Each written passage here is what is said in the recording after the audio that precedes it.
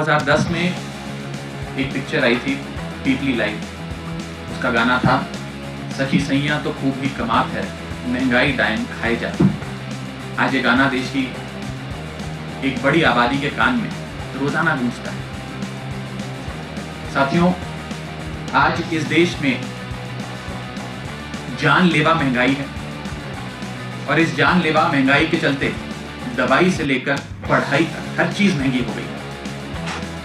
इस मोदी सरकार ने पिछले 9 सालों में 30 साल की सर्वाधिक महंगाई देने का काम और एक रिकॉर्ड कायम करने का काम भारत देश ने किया।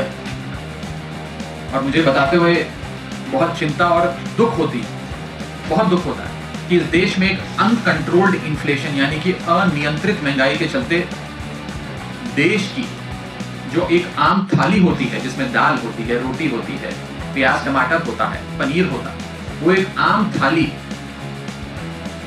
24% महंगी हो गई। 24% उसमें प्राइस राइज हुआ है।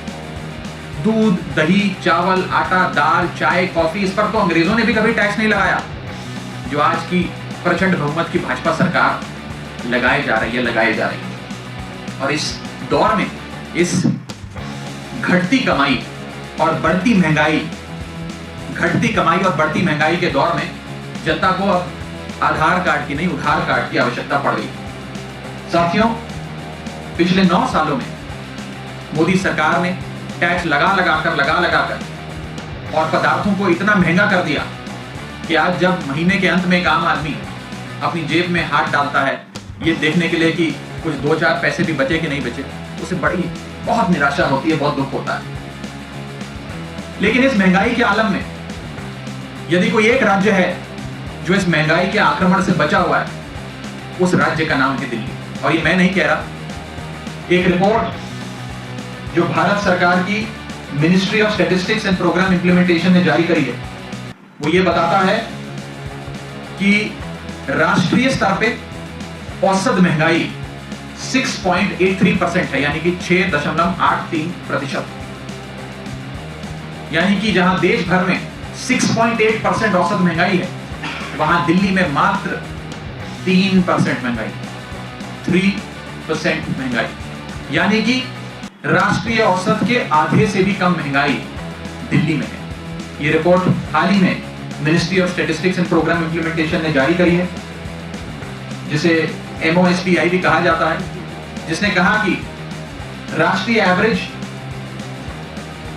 महंगाई है 6.83%, जिसमें कई बड़े राज्य हैं। राजस्थान में 8.6% महंगाई, हरियाणा में 8.27 महंगाई है, उड़ीसा में 8.23 महंगाई है, तेलंगाना में 8% से ज्यादा महंगाई है।